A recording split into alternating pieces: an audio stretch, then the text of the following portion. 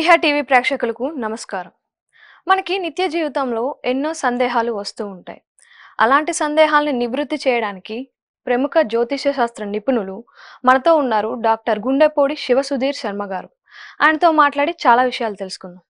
నమస్తే గురుగారు. శ్రీమాత్రే నమః. శ్రీ గురుభ్యో నమః. గురుగారు, ఈ కాలంలో అందరినీ అనారోగ్య సమస్య బాధిస్తుంది. అలాంటి వాటికి పరిష్కారం చేయాలంటే ఏం చేయాలి? మంచి ప్రశ్నమ్మ. అనారోగ్యం అనేది మొట్టమొదటిగా మనలో ఉండేటువంటి ఒక ఆలోచన విధానం ద్వారా పెరగడం తగ్గడం అనేది జరుగుతూ ఉంటుంది. చాలామంది ఏంటంటే ఇప్పుడు షుగర్ అనే ఒక వ్యాధి తీసుకుందాం.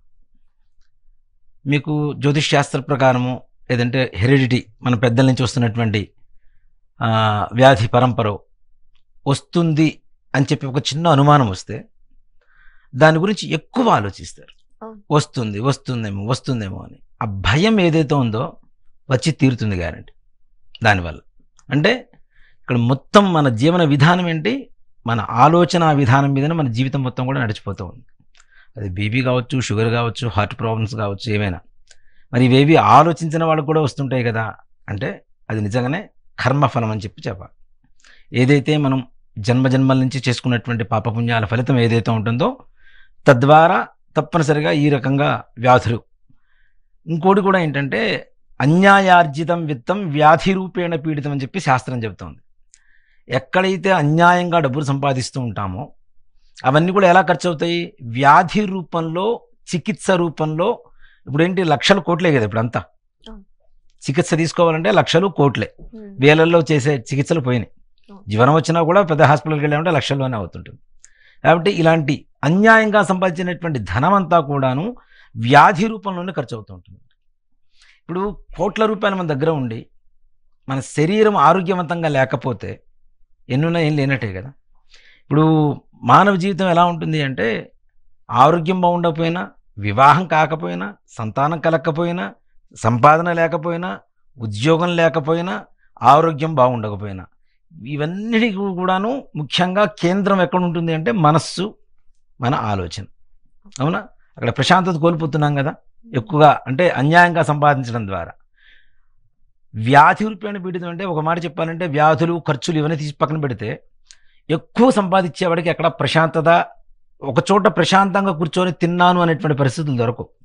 అంతా హడావుడిగా గజిబిజి గందరగోళంలోనే వాళ్ళ జీవితం మొత్తం వెళ్ళిపోతూనే ఉంటుంది. ఇంకా సంపాదించి కూడా వేస్ట్ కదా. ఆ విధంగా మానసికమైనటువంటి ఒత్తిడి కూడా ఒక వ్యాధి. ఈ మానసికమైనటువంటి ఒత్తిడి అనేది అన్నిటికీ కేంద్రం అవుతూ ఉంటుంది, అన్ని రోగాలకి పుట్టిల్లు అవుతూ ఉంటుంది. కాబట్టి ఎక్కువగా ఆలోచించడం ద్వారా కూడాను మన జీవన విధానంలో ఈ రోగాల బారిన పడటం అనేది ఎక్కువ జరుగుతూ ఉంటుంది. అలా కాకుండా ఈ వ్యాధులు ఇట్లాంటివన్నీ కూడాను మనం బయటపడాలి, మంచిగా ఆరోగ్యవంతంగా ఉండాలి. మనం మానసిక వికాసం, మానసిక ధైర్యం రెండూ ఉండాలి. మనం ధైర్యంగా ఉంటే ఇప్పుడు ఏదైనా సమస్య వచ్చినప్పుడు చాలామంది ఏం చేస్తుంటారు, నాకెందుకు ఈ సమస్య వచ్చింది, నాకెందుకు ఈ రోగం వచ్చింది ఆలోచిస్తుంటారు.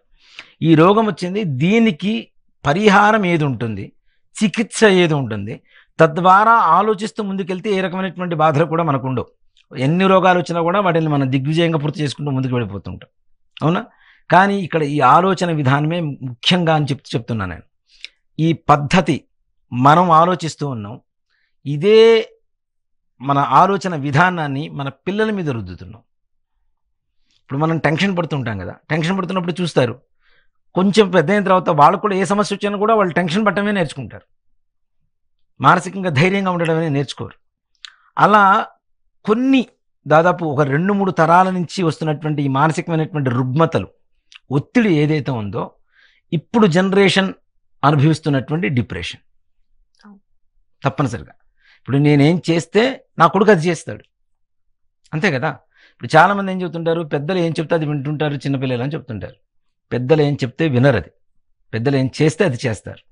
ఇప్పుడు నేను ఎలా ప్రవర్తిస్తున్నా నా కొడుకు అలానే ప్రవర్తిస్తాడు, వాడి కొడుకు అలానే ప్రవర్తిస్తాడు.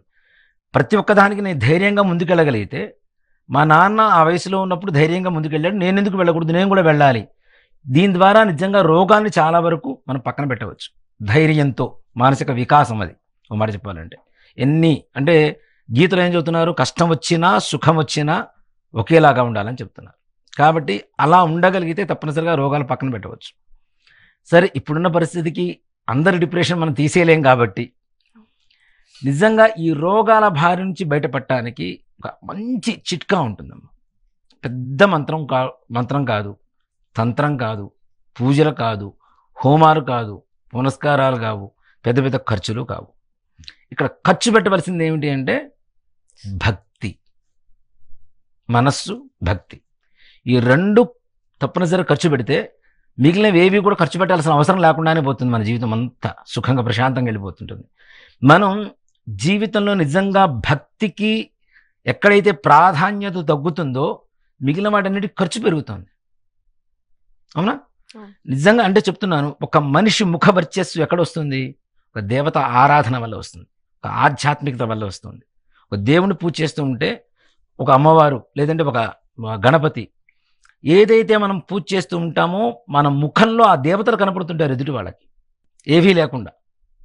అలాంటివి రావాలి అంటే తప్పనిసరిగా మనం ఖర్చు పెట్టవలసింది ఏంటి? మన సమయం, భక్తి. ఈ రెండు అంటే రోజులో ఒక పావు గంట సేపు దేవుడికి ఖర్చు పెట్టాలి. అట్లానే పావు గంట సేపు మిగిలిన ఆలోచనలన్నీ కూడా పక్కన పెట్టాలి. ఇప్పుడున్న పరిస్థితులు మరీ ఘోరంగా ఉన్నాయి. ఫోన్ పక్కన పెట్టుకుని పూజ చేస్తూ ఉంటారు. ఇది మోగ్గానే ఫస్ట్ ఈ పూజ ఆగిపోతుంది. ఇది మాత్రం ఆగదు. దీనికి సమాధానం ఇవ్వవలసిందే తప్పనిసరిగా. అది ఎలాంటి కాలైనా తప్పనిసరిగా లిఫ్ట్ చేస్తారు, దాని సమాధానం చెబుతారు. కానీ ఇక్కడ మనం దేవుడిని నిర్లక్ష్యం చేస్తున్నాం కదా. నిర్లక్ష్యం చేస్తే నిర్లక్ష్యమే మిగులుతుంది మనకి. లక్ష్యం లేకుండా పూజ చేస్తే ఏమి మిగులుతుంది? నిర్లక్ష్యమే మిగులుతుంది. కాబట్టి భగవంతుడికి ప్రతిరోజు, అది ఉదయమైనా కావచ్చు, మధ్యాహ్నమైనా కావచ్చు, సాయంత్రమైనా కావచ్చు, ఒక చిన్న మంత్రం చెప్తాను. ఇది గనక ప్రతినిత్యం ఒక్క పావు గంట సేపు జపం చేసుకుంటూ ఉంటే ఏ రకమైనటువంటి రోగాలు రాకుండా ఉంటాయి.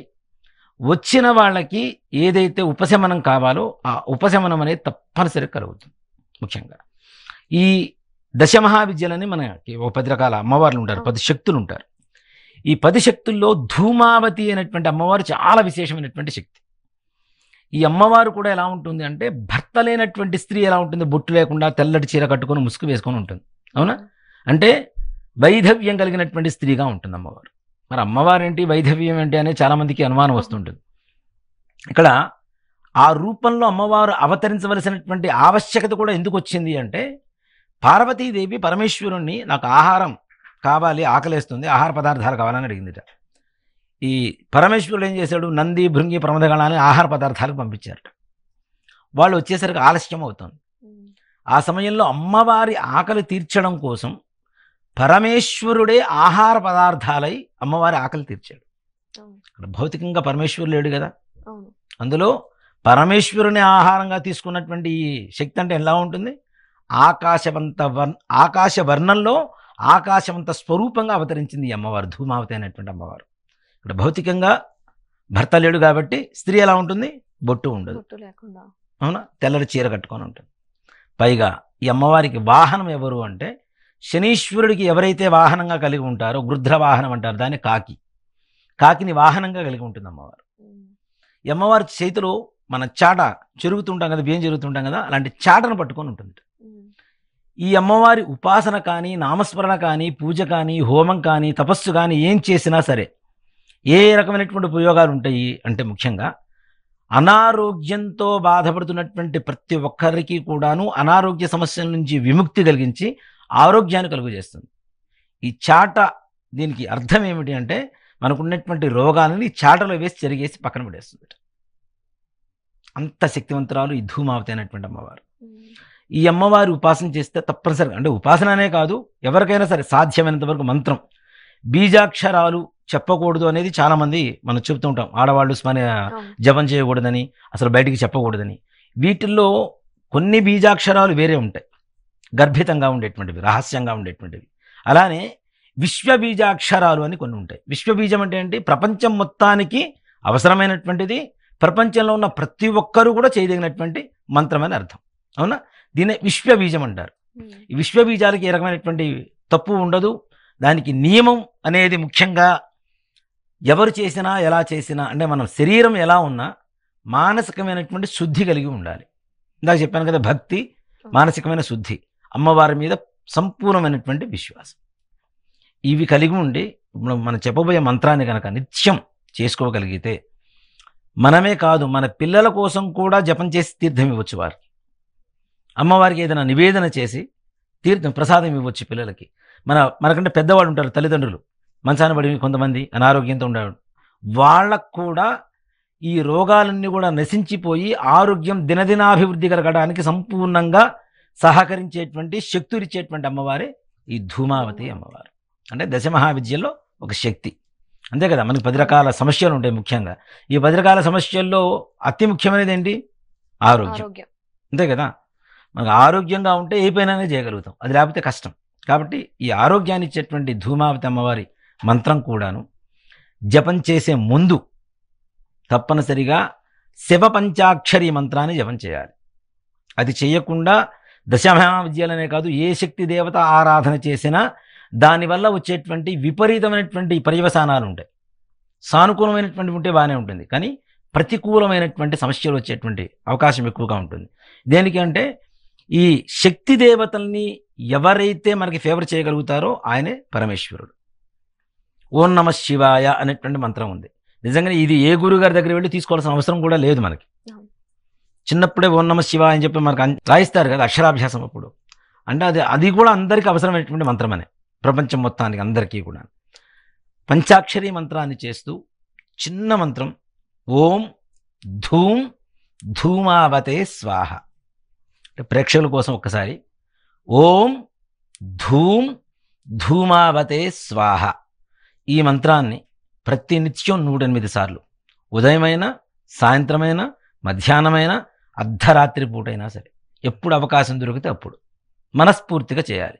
దాంతోపాటుకు ఇంకొక 10 నిమిషాలు ఓం నమ శివాయ మంత్రాన్ని ఇవి చేసి, మిరియాలు ఉంటాయి కదా మనం ఇంట్లో పెప్పర్ అంటాం, ఈ పెప్పర్ ఒక 108 తీసుకోండి, మిరియాలు తీసుకొని ప్రతిరోజు అవే కౌంట్ చేసుకుంటూ పక్కన పెట్టుకోండి. ఒక 41 డేస్ చేసిన తర్వాత ఈ మిరియాలు తీసుకొని మెత్తగా నూరేసి బెల్లం పానకం చేస్తాం కదా మనం, ఈ పానకంలో వేసి ఎక్కడైనా శక్తి దేవాలయంలో నివేదన పెట్టిరండి. రోగం తప్పనిసరిగా తగ్గవలసిందే, ఆరోగ్యం మన వశం అవ్వాల్సిందే. కాబట్టి ఈ అమ్మవారికి చేయడం ద్వారా మంచి ఫలితాన్ని పొందడం అనేది చెప్పవచ్చు.